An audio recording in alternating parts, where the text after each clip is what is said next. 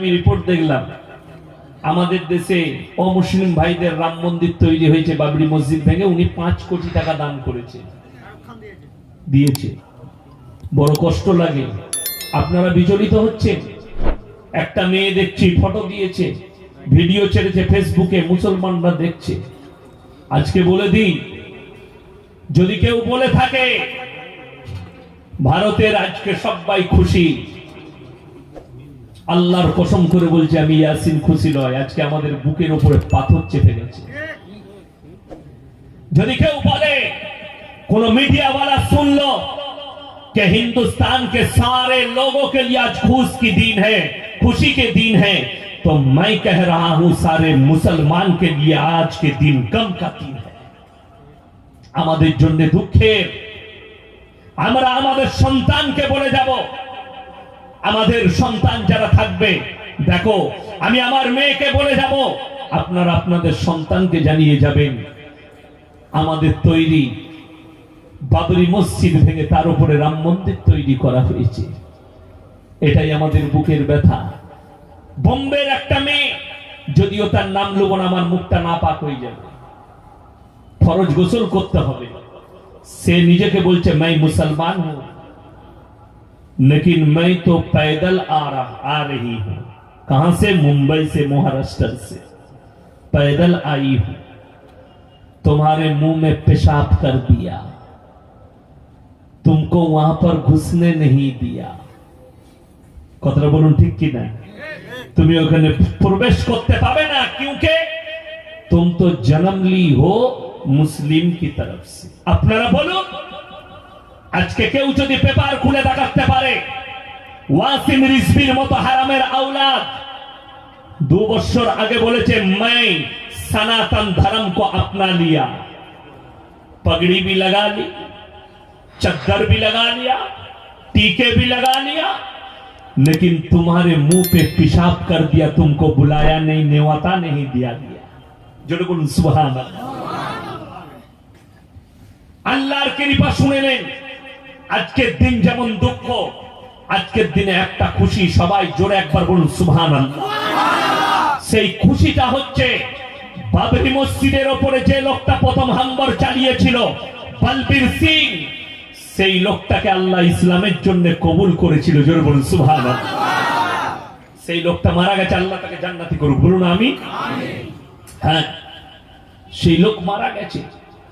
সে নিয়ত করেছিল, হে আল্লাহ, আমার হাতের দ্বারা এত বড় পাপ হয়েছে, আমি ইসলাম কবুল করেছি, আজকে তুমি আমাকে তৌফিক দাও, আমি যেন মৃত্যুর আগে পর্যন্ত 100টা মসজিদ নিজের হাতে তৈরি করে মারা যায়। সে কমপক্ষে 70-80টা মসজিদ তৈরি করেছে নিজের হাতের দ্বারা, তারপরে মারা গেছে। আল্লাহ যেন তার সব গুনাহকে মাফ করে দেয়। জোরে বলুন আমিন। এতগুলো ভিড়ের মধ্যে একটা লোককে আল্লাহ ইসলামের জন্য কবুল করেছে, এটাই ইসলামের কামিয়াবি। জোরে বলুন সুবহানাল্লাহ। এটাই ইসলামের জন্য খুশি। গম আমাদের আছে, যতই তোমরা বলো। আমার ভাই, বড় কষ্টের বিষয়, আমি কোনো রাজনৈতিক বক্তা নই, আমি কোনো সাম্প্রদায়িক বক্তা নই। যাদের মন্দির হয়েছে তারা খুশি যাপন করবে, অসুবিধা কিচ্ছু নাই। এখানে যদি কোনো মুসলমান বলে मैं खुश हूं और यही होना चाहिए था, तो तुम बेईमान और काफिर हो गए। ये मेरा फतवा है। अगर किसी मौलवी ने इस फतवा को काट दिया तो समझ लो वो मौलवी भी ईमान से खारिज हो। এই কথাটা যদি কোনো মৌলবি বলে ভুল বলেছে, তার ঈমানটাও ধ্বংস হয়ে যাবে। কেন? কোরআনে আছে লা ইলাহা ইল্লাল্লাহ ওয়া লা ইলাহা ইল্লা। তোমরা দুটো নৌকায় পা দিবে না, একটা নৌকায়। শুধুমাত্র আমাদের বিশ্বাস একজনের উপরে। সকলে জোরে বলুন কার উপরে? আল্লাহ। আরো জোরে বলুন কার উপরে? আল্লাহ। সকলে জোরে বলুন নারে তাকবীর। একমাত্র আল্লাহর উপরে বিশ্বাস, এটা আমরা রাখি।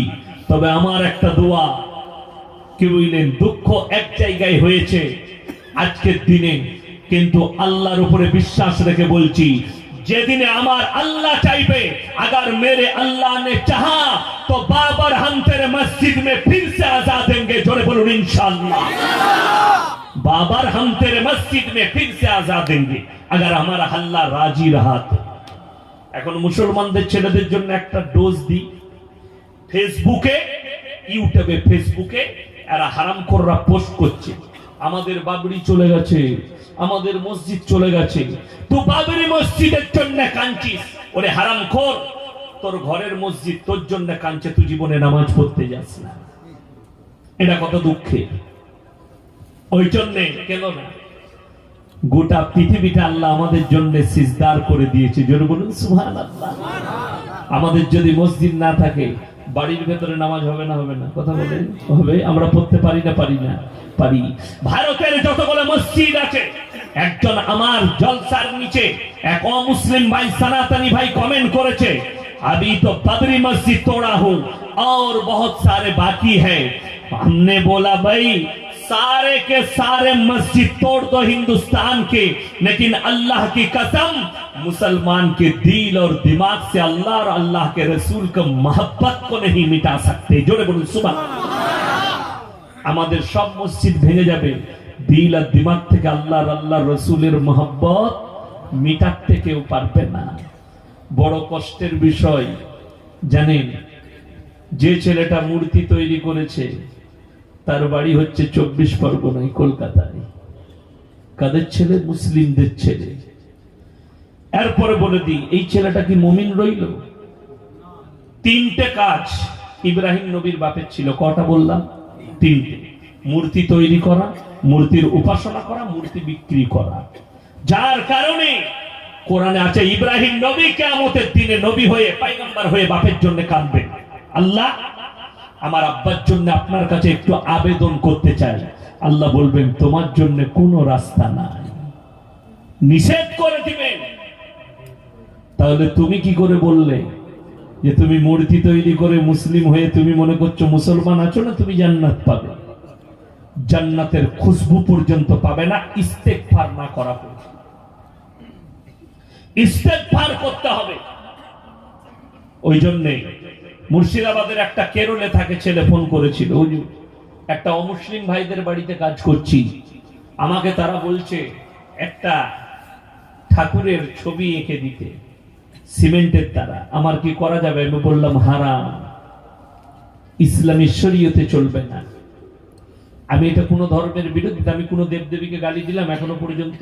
দিইনি, দেওয়াও যাবে না। নবীজি নিষেধ করেছেন কারোর ধর্মকে গালি দিও না, কারোর দেবদেবীকে গালি দিও না, সে তোমার আল্লাহকে গালি দিয়ে বসবে। আমি খালি এটা বোঝাতে চাইছি আপনাদিকে যে মুসলমান দুটো কারণে পিছিয়ে। আজকে এখানে এতগুলো মানুষ বসেছেন, 100টা মুসলমানের মধ্যে 98টা মুসলমান হারাম হালাল জানে, দিন আর বদ্দিন জানে না, শিরক আর বেদাত জানে না, কুফরি জানে না, বেঈমান কাফেরের চক্করটা বুঝে না। তা না হলে মুসলমান ছেলে কখনো 25শে ডিসেম্বর পালন করে? তা না হলে মুসলমান কখনো 1 জানুয়ারি পালন করে, ফিস্ট করে? ইহুদি নাসারাদের কালচার। তা না হলে মুসলমান কখনো 1 এপ্রিল পালন করে? আরবি মাসের প্রথম নাম কি? প্রথম মাসের নাম মুহররম। আমরা মৌলবীরা, হুজুররা কোনদিন বলেছে শাহরুখ খানকে মুসলমান বলা যাবে না, সালমান খানকে মুসলমান বলা যাবে না, আমির খানকে মুসলমান বলা যাবে না? যদি বলেন দলিল কি আছে, সব থেকে বড় দলিল আজকে আমি পেয়েছি। আপনাদের মসজিদে শাহরুখ খান ক টাকা পাঠাইছে? কথা বলেন না, 1 টাকা পাঠাই নাই।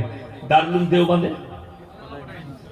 খড়গপুর মার্কাজে, মুড়াকাটা মার্কাজে যদি কেউ দলিল দিতে পারে ওরা এই হারামের টাকা কোন মসজিদ মাদ্রাসায় গেছে, আমি তার জুতোর মালা পরব। শুনবেন, আজকে এটা আমি বলে গেলাম আপনাদেরকে, তো তাকে আপনি কি করে মুসলমান বলছেন? বুঝতে পারেননি আমার কথাটা? আমি গুদা বাংলায় কথা বলছি, আর আমি কোন বাপের বেটাকে ভয় করে কথা বলি না। আমি যেটা বলছি বাস্তব। যারা শাহরুখ খানের ভক্ত আছে তারা শোনো, তোমাদের কিয়ামত আল্লাহ ওই হারামখোরদের সাথে করবে। তোমরা আজকে আলেমকে মহব্বত করতে পারলে না, ফটো তো তুলে হারামখোর আমার সাথে ভালোবাসে শাহরুখ খানকে, ফটো তুলবে আমাদের সাথে, মহব্বত করবে সালমান খানকে, পোশাক পরবে, চুল কাটবে তাদের মতো, আখলাক নোখ রাখবে তাদের মতো। আর তুমি বলছো আল্লাহ নবীকে ভালোবাসি। আমার মায়েরা এরা নেল পালিশ লাগায়, শুয়োরের মতো নখ রাখে, আর্টিস্টদের মতো চুল কাটে, ওই নাচনা বালির মতো ফিল্মে আর এরা বলে মা আয়েশাকে ভালোবাসে, মা খাদিজাকে ভালোবাসে। ওই রকম নারীদের মুখে জুতো মারা হবে কিয়ামতের দিন, এরা জাহান্নাম ছাড়া কিছু পাবে না। আপনি মনে করেছেন বদ্দিনের উপরে টিকে থাকলে জান্নাত পেয়ে যাবেন? এই মৌলবীরা জান্নাতে দিবে? কোন বাপের বেটা মৌলবী যদি বলে সুদখোরকে গাঁজাখোরকে যে জীবনটা গোটায় গাঁজার ভাটিতে কাটাইছে, মদের ভাটিতে, তাকে আমার মতো মৌলবী আর পীর জান্নাতে দেবো। সেই পীর আর সেই মৌলবী আগে কেলানি। এটা লিখে নিয়ে যান। আমি শওকতের বেটা বললাম, শুনেলেন? মৌলবীদের উপরে দায় চাপাবেন। এই লোকটা বিয়ে দিয়েছে, দ্বন্দ্ব শুরু হয়ে গেল। এই বিয়েটাই হয়নি, যখন জানা গেল তার স্বামী আছে, বিয়েটাই হয়নি, হারাম। লোকের বউকে নিয়ে কেউ যদি পালিয়ে এসে ঘর করে, তার আগের স্বামী যদি তালাক না দেয়, ইদ্যত পালন না করে, যতদিন ঘর করবে হারাম। যতদিন করবে তার সঙ্গে ঘর করবে, মিলামিশা করলে জিনা করা হবে, বাচ্চা হলে জারদ সন্তান পয়দা হবে। আমি শওকতের বেটা বলে গেলাম, কোন মৌলবী যদি হালাল বলে দেয়, এক্ষুনি আমি 2 ঘন্টা আছি, কোন বাপের বেটা মৌলবী থাকলে তাকে নিয়ে আসুন, তাকে আমি ঘাড়ে ধরে গাড়িতে চাপি আমার মাদ্রাসায় আবার ভর্তি করব। যদি বলে না, লোকের বউকে নিয়ে পালিয়েছে, তার স্বামী তালাক না দিলেও বিবাহ করা যাবে, সিস্টেমেটিক্যাল আছে। যদি বলেন মেয়েদের তরফ থেকে তালাক হয় না, হয়।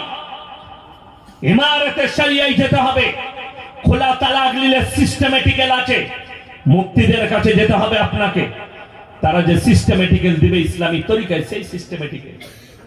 ইমারতে শরিয়া কিংবা কোর্ট থেকে স্বামী যদি অত্যাচারী হয়, স্বামী যদি ছাড় দিতে না চায়, জিনিসটা সত্য হতে হবে, মিথ্যা হলে হবে না।